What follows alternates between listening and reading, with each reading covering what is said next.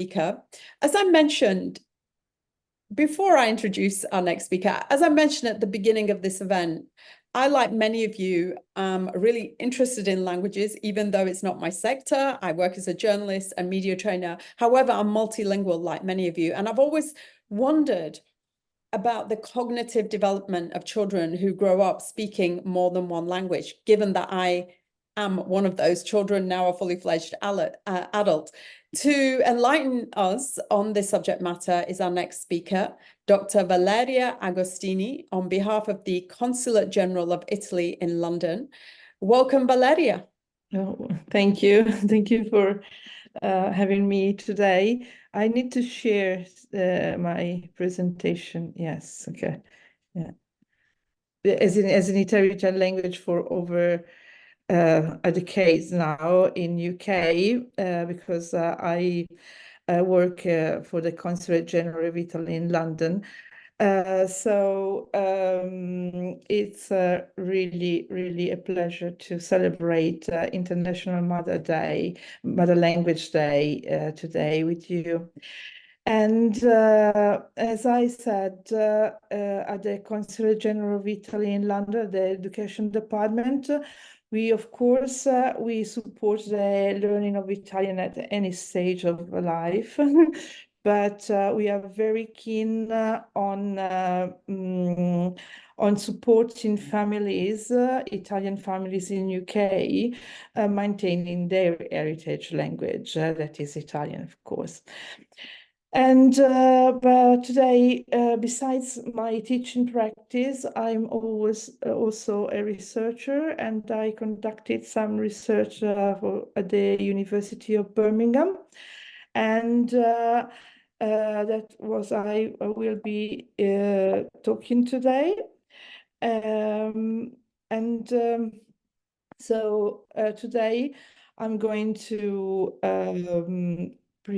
briefly present some of the current findings on early bilingual, the effects of early bilingualism on metalinguistic, cognitive, and social skills of children.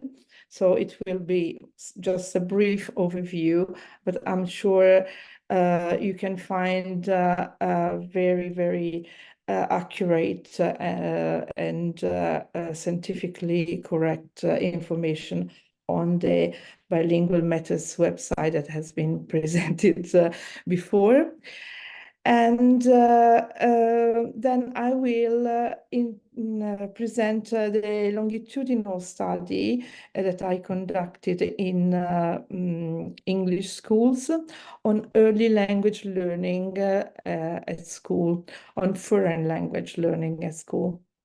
And I will present the methods and the results of this study. And then I will also discuss the implication that my findings have on education and society. But before starting, we need to, maybe clarify who is a bilingual person, who is a bilingual child. I'm sure that the audience is mostly composed of people that are involved and use languages, different languages daily, so they know that a bilingual child or a bilingual person is not the sum of two monolinguals. So, and there is an extreme variety of bilingual experience. So we need to take into account this diversity when we speak about the cognitive gains or some of the challenges that can face bilingual children. And just for example, children can be bilingual since birth because they were born in households where two or more languages are spoken. or they can be sequential bilinguals because they learn a first language at home, and then maybe they had to attend, like we heard from the other previous speaker, they had to attend an education setting where another language was spoken. So, and that, of course, the kind of bilingual experience impact on the effects that bilingualism or multilingualism can have. And and as I said, we need to keep this in mind when we talk about advantages of bilingualism. But of course, I tend to stress that although there are challenges, like because it's been found that bilingual children might have a reduced vocabulary as compared to a monolingual child, monolingual peers. But this is compensated, and I think by a very important skill that is the communication skills. So they might have a reduced vocabulary size, but they can communicate better. So, what are the benefits of early bilingualism by the state of the scientific research? As I said, bilingual children have an early understanding of the arbitrariness of language, and this gives them an enhanced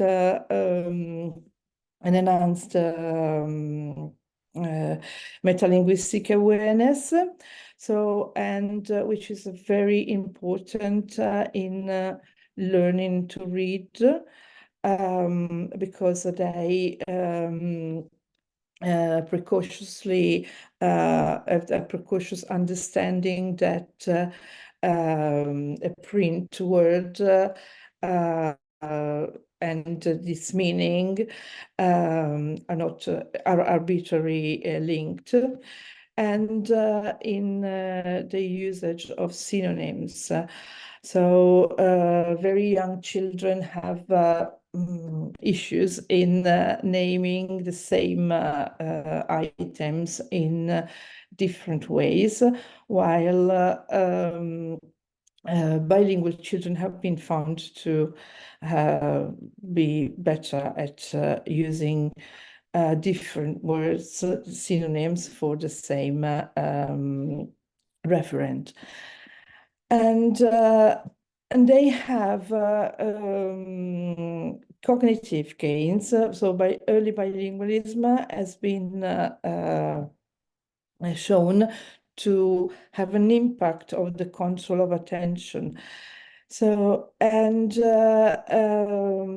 in particular, bilingual children have been found to be better at blocking misleading stimuli and focusing on the target. I will present a task later that clarifies this. And also bilingual children are better at switching between tasks. And yes, and this is the mechanism underlying this enhanced ability of blocking misleading stimuli is thought to be the fact that languages both languages or the many languages that a child has, that a bilingual person has, are always active in the mind. And so managing the languages, so suppressing or selecting one language and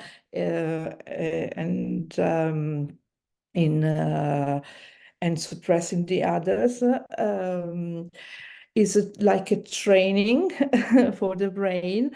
So, and that this gives advantages to the general cognitive development.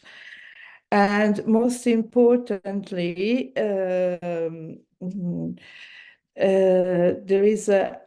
there's been found a benefit that has been found is on perspective taking abilities. So bilingual children have been found to have early theory of mind. So by theory of mind, in scientific research is meant the ability to understand that other people have knowledge, beliefs, intentions that are different from our own. And of course, this is not, this is achieved by the child from the age from 3 to 5, but this understanding has been shown to be to develop earlier in bilingual children as compared to their monolingual peers. And this perspective taking advantages impact also in their pragmatic skills, because young bilingual children have been found to be better at adjusting at the interlocutor's needs during a conversation, that to adjust their helping behavior during a conversation, to be better at taking into account paralinguistic cues. So they've been shown many advantages in pragmatic skills. So given all these advantages, these gains that multilingualism brings to young children, I asked myself whether these benefits can be brought to monolingual children. If we introduce the teaching of foreign languages in early years of school, can monolingual children receive some of these benefits that has been shown in bilinguals? And so we conducted this study in English schools in the reception class, which is the first year of formal education in UK. And we asked whether the teaching of foreign language in reception class can impact on control of attention and perspective-taking skills. And but we also ask if the amount of exposure to the target language is important to have significant changes. Because in UK, the teaching of languages is at primary level, at least, is not great, and also the time dedicated to languages is quite limited. And so I recruited 99 monolingual 4 years old children, because when they enter reception class, they are 4 years old.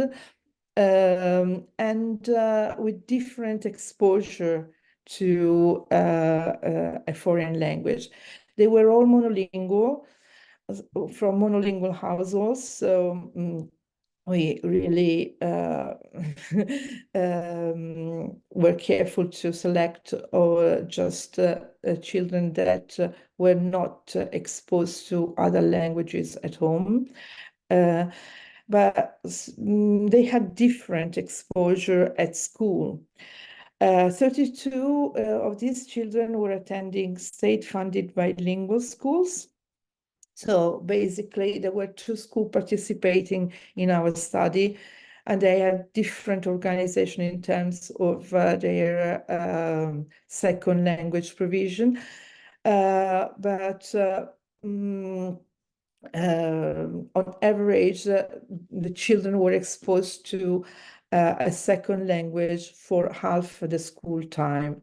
So half the time was spent with English instruction, and the other half with another language.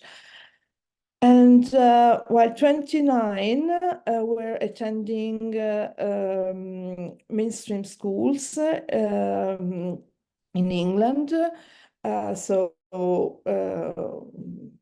most of their school life was spent, it was immersed in English, and but they received weekly second language classes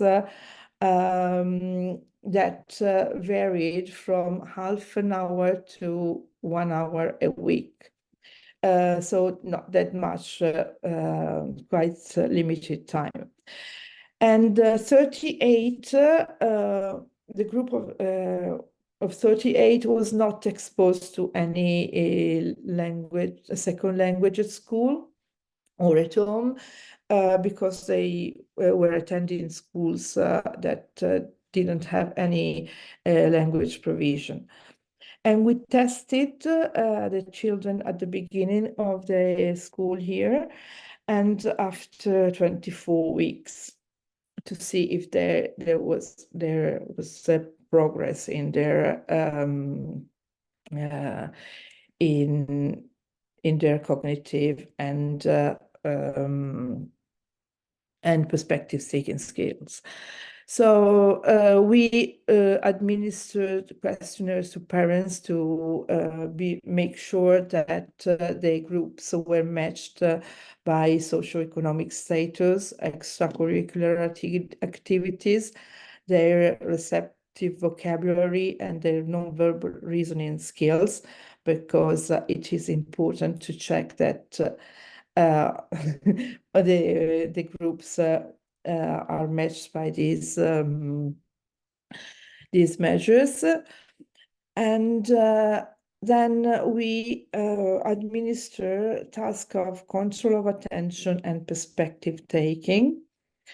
So one of the tasks of control of attention, as I mentioned before, is a task called the attentional network task.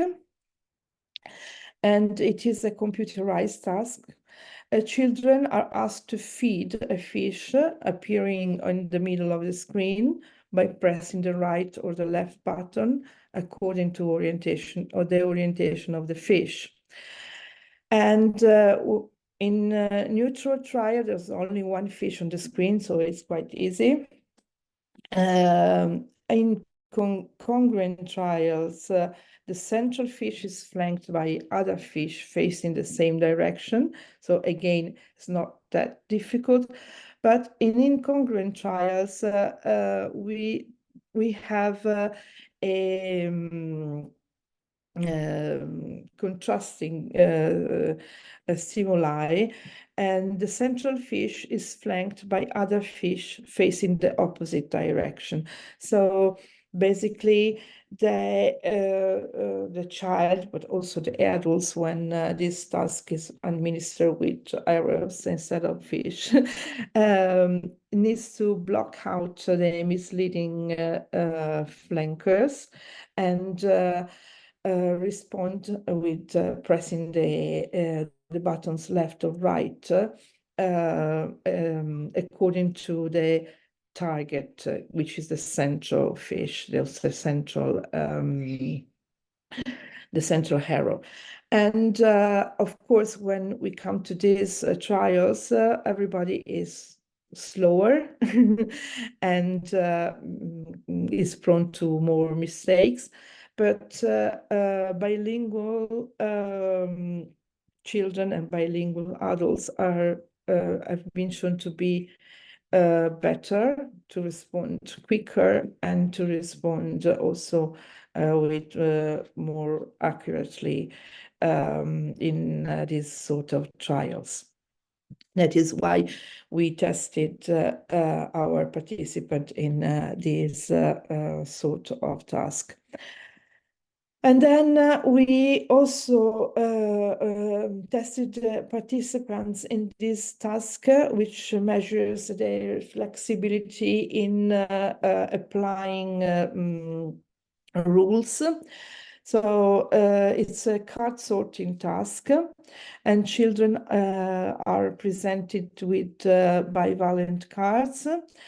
And then they are asked to sort the cards first according to one rule. For example, sort the cards by colors, and then according to another rule of, for example, 4 dimensions, sorting so all the cards with the cards and all the flowers with the flowers. This is not an easy task for a child before the age of 3. And it really can be challenging when it comes to the advanced version, where there are cards that needs to be sorted by the color rule, and the cards that needs to be sorted by the shape rule. But again, bilingual children have been found to be more accurate at this task, and being able to switch between the 2 rules better than monolingual children. So, and then finally, the more important task, I consider this the more important skills, is the director's task. Is a task of perspective taking in decoding referential instruction. So in this task, children are presented with a grid, a 4x4 square grid with some objects on in the grid, and children are seated. There's a director giving them instruction to move objects on the grid, but the director's view is blocked because 4 of these squares are blocked from the director views. And of course, children are made aware of this by practice trials. And then the director gives instruction to move objects to the child. And for example, an instruction can be, I can see a big duck, move the big duck next to the green alien. So now if the child interprets the instruction egocentrically, if he doesn't they don't take into account the interlocutor's view, they move this big duck because it's the biggest duck for them.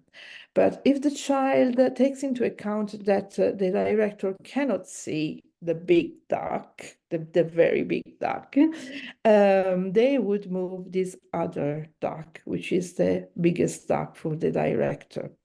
So, and this task is, it looks like easy, but it's not easy even for adults. So even adults are prone to errors in a task like this. But again, monolinguals and children immersed in monolinguals environments have been found to be better at this task. So we administered all these tasks, and what we found. So for the control of attention task, we didn't find any difference in improvement in the A&T task, in the fish one. So there was they all improved, but they all the three groups improved similarly. While in the card sorting task, at the first testing point, at the initial, the all groups had shown comparable ability of switching between rules. But at the second testing point, the groups that attended a bilingual school showed an enhanced improvement, both as compared to the to children receiving language classes, then compared to the to children that didn't receive any language provision at school. But there was no statistical difference between children with just a weekly exposure to another language at school and children that didn't have any language provision. While the most interesting finding was the findings on the director task, because in this task, although at the initial testing point, the all three groups were comparable, there was no difference between the groups. At the second testing point, so after 24 weeks of school, children who were attending bilingual school, but also the children that had just limited second language classes showed an enhanced improvement as compared to children that did not have any second language classes at school. So, conclusion, so we've seen that even a limited weekly exposure to a foreign language has an impact on children's social communication skills. So because they were better able to decode this instruction and to put themselves in their interlocutor's shoes when asked to move the objects on the grid. But yes, but to have an improvement on other on the cognitive skills, it's probably needed a much more exposure than a limited weekly class. So, and then, but I wanted to stress that languages classes in early years of school could have a long-lasting effects on children's lives. So we are experiencing a great demand of schools that wants to introduce Italian, for example, or the language in early years of school at the moment, and we are very pleased because because good social competence in school-age children predicts future mental health, academic outcomes, and success in the workplace. And so it is important that to keep this in mind when we want to introduce languages at the very early stage, because sometimes the critic is the